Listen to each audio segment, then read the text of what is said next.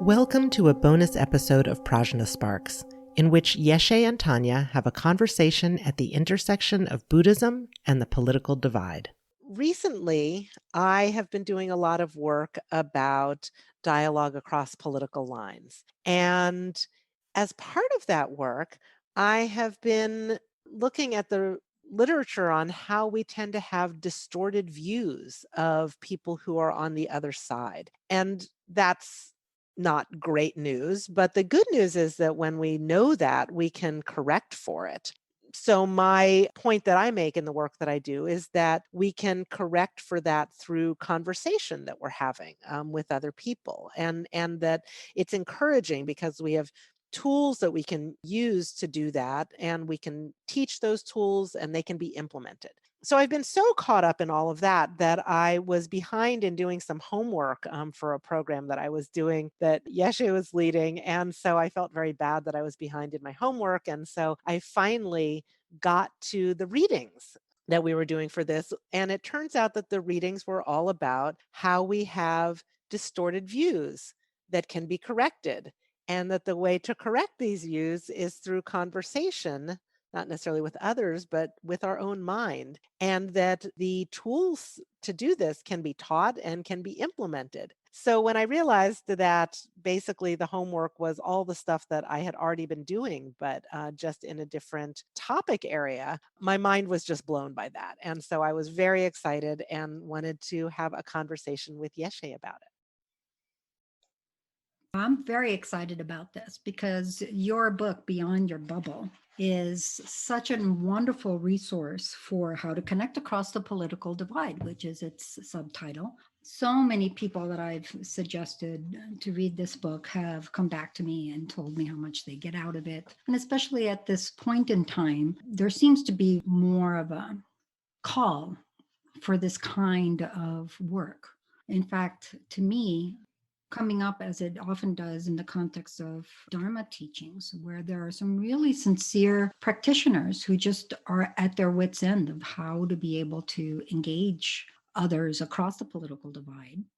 It seems like a practice of compassion for ourselves and for others, for seeing how much differences in opinions and distorted views can cause so much difficulty. So I was delighted that you found those parallels, because I have to say, I did tell you that they were there when I read the galleys for your book, but you'd ignored me.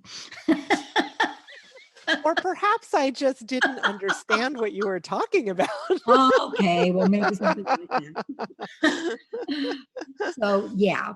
But for example, I'm just going to pick up the chapter in Beyond Your Bubble about why listen. And the subtitles there are learning how to listen, reflecting, open-ended questions, overcoming common blocks to effective listening. These are very much a part of the listening aspect of integrative practice, listening, contemplating, and meditating. So I really do feel like this is one of the areas where this practice has immediate application, both in everyday life and in our spiritual practice. So I'm also very excited for this conversation.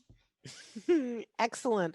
I think that the distorted perceptions part is so compelling because what I'm finding is that people aren't even approaching dialogue with people who disagree with them because they have this way that they are thinking about those other people. And there's actually decades of research on this in social psychology, first of all, that just it's human nature to see ourselves as being logical and thinking about everybody's needs, and then thinking that other people are irrational and more motivated by partisan politics and moved by their emotions, and that they're even unkind or immoral. And so it's human nature, it turns out, to see ourselves in this sort of inflated way and see other people differently. But then when you map it onto politics, it turns out that we're also then overestimating that distance between our own view and other people's views, and overestimating that distance between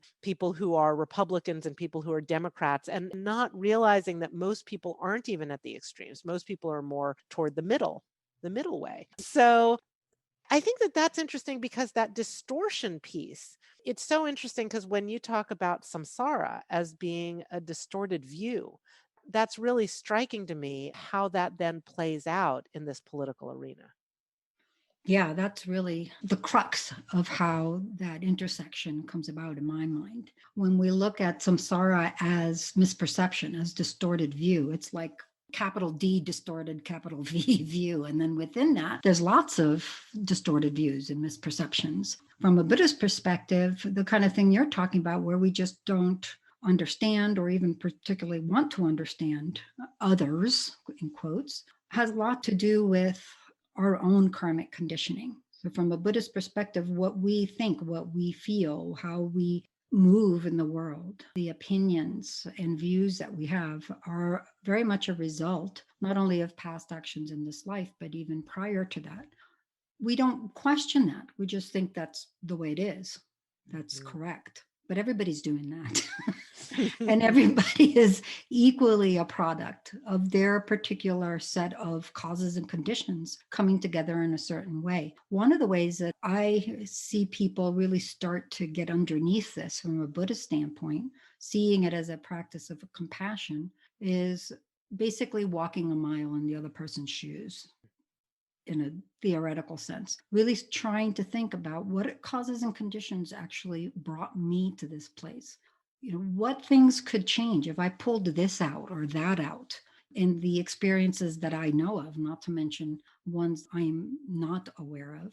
How would that change my opinions now? So, really allowing for more fluidity, really meeting people with an intention of dialogue, which I love how you relate in the book, is a really key part of this. Examining before you even start that dialogue. Why am I doing this? Why do I want to do this? If the answer is because I want to show these people how they're wrong, it's not likely to go very far, or at least Right. that's how I see it. I'm curious what you're seeing in your research and in your work with this approach to discussions across the political divide. I always ask people, what is it that brings them to want to have dialogue or even think about reaching across the divide? And the number one reason I hear is there's somebody I care about and we are having trouble connecting because of this difference of view. But I also hear a lot of people say, I want to persuade or convince other people, or I want to find common ground, or I simply cannot fathom how people can think or act or vote as they do. And so it turns out that for any of those motivations, to reach your goal, the thing you actually need to do is to try to understand the other person. That it's not to come in with all of your facts and figures and tell the other person why they're wrong and that they're an idiot and that they have no morals. Like, that's actually not going to help you maintain that connection or even persuade. In fact, it's probably going to shut the other person down.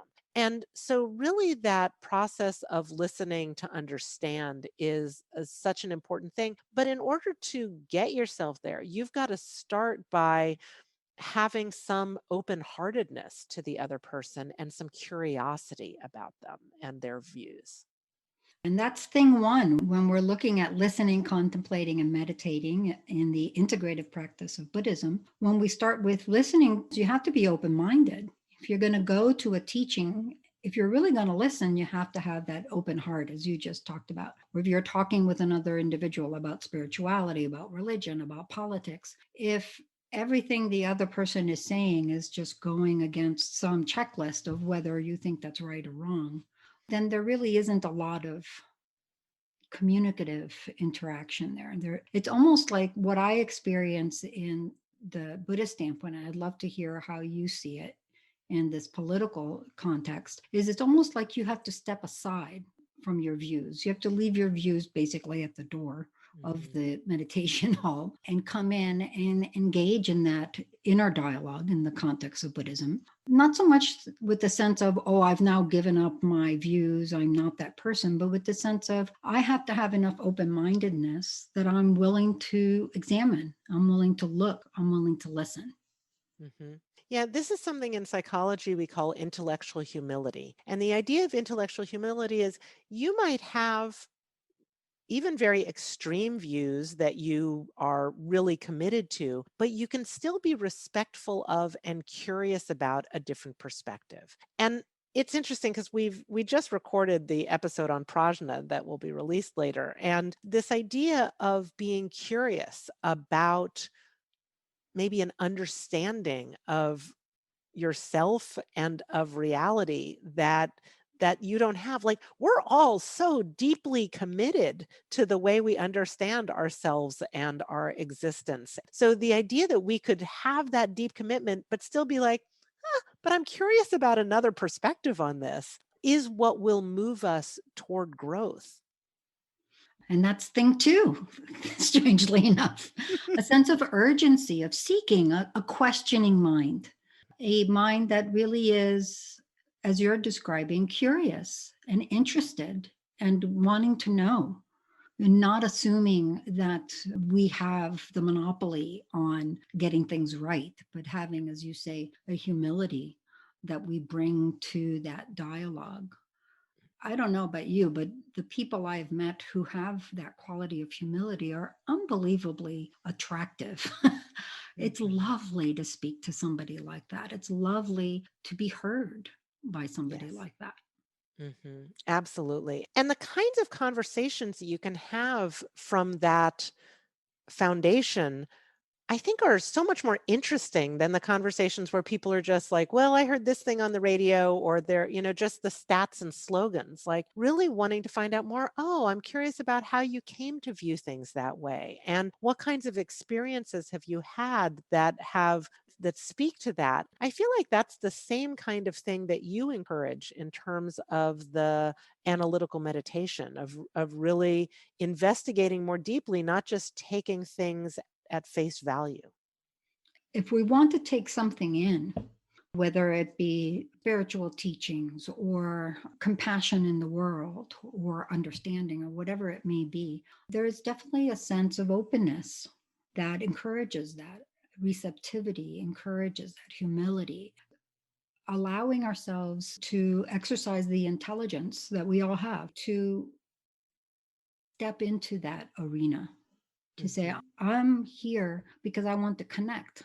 I loved that description you gave of what most people want out of conversations across the political divide. It's so sad when you hear people say, oh, there's someone I really love and I can't connect with them around this anymore. But when Mhm. we step into this in the sense of, I want to connect, from a Buddhist standpoint, what I hear in that is I want to express the reality of things. The reality of things is interdependence. And when we block ourselves off from others, we're going against that reality. So, stepping Mhm. into that arena and saying, I have the courage, the intelligence, the open mindedness, the curious heart to explore what it means to be connected to everyone. Huge power, Mm. huge fertility there. That's great. One of the things that I see as somewhat parallel in our approaches is that they're very practical, and there are things that you can do to develop these skills and to apply them. I get frustrated sometimes with either political or spiritual leaders or people who say, we need to have dialogue, we need to be having these conversations, but don't give guidance about how. Or people say, oh, we just need to forgive everybody, love everybody. I'm like, yeah, okay, well, how do you do that? And one of the things that really drew me to Buddhist practice 20 years ago was that there are things to do. It is a practice, it's a journey, and there's a lot of different kinds of approaches to take that are appropriate for different people or different circumstances. And it just feels like it's always a process of learning and growing within that and developing new skills and gaining new insights from that.